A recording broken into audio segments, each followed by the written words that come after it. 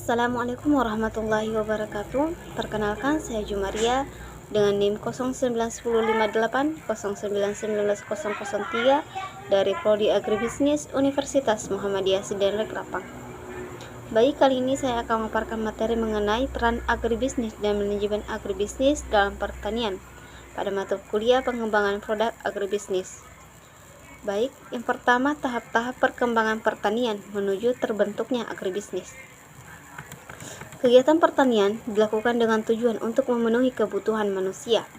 Dalam rangka memenuhi kebutuhan hidup ini, mula-mula manusia melakukan kegiatan berburu hewan dan mencari hasil buah dan tanaman di hutan-hutan. Cara hidup ini bisa disebut nomaden, yaitu hidup berpindah-pindah dari daerah satu ke daerah yang lain. Daerah yang sudah dirasa tidak menghasilkan buah dan hewan semakin menipis, ditinggal dan berpindah ke daerah yang keadaan hutannya masih menjanjikan untuk mendapat makan yang lebih besar. Pada zaman ini, manusia belum melakukan kegiatan pertanian.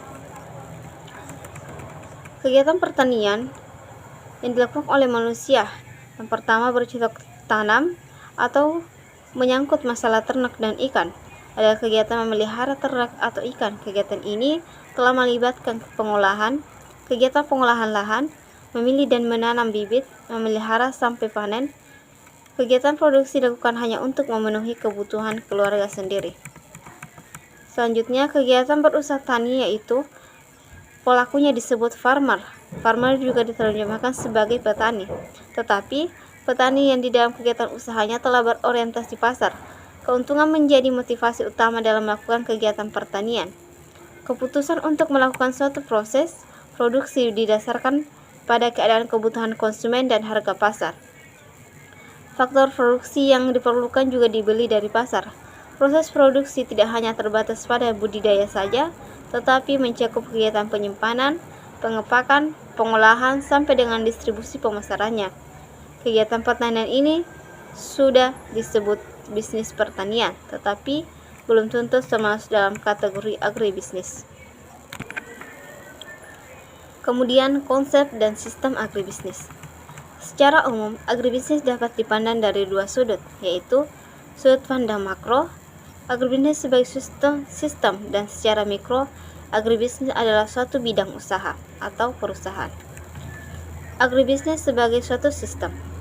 Menurut John H. Davis, kegiatan bisnis yang dapat dimasukkan ke dalam agribisnis adalah pertanian, manajemen, pembiayaan, pemasaran, industri, pembibitan, industri produk, industri pupuk, bahan-bahan kimia, mesin pengolahan, kontainer dan peralatan lainnya, serta transportasi.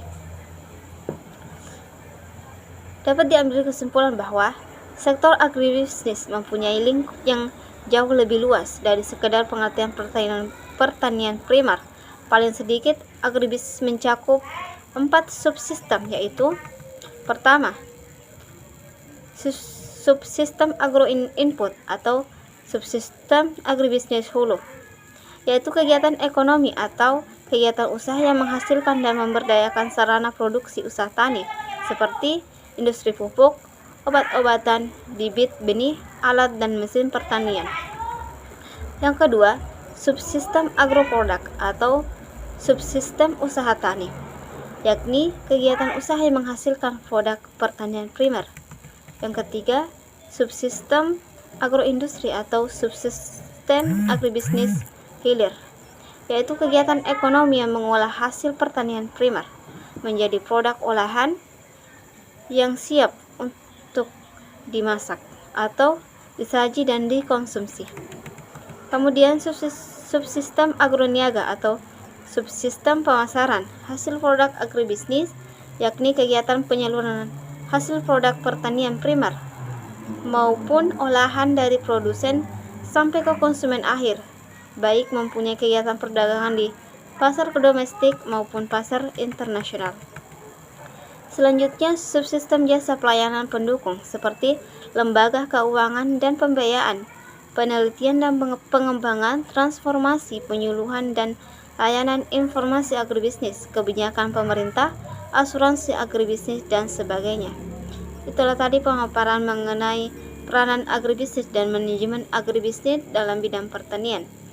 Demikian, wassalamualaikum warahmatullahi wabarakatuh.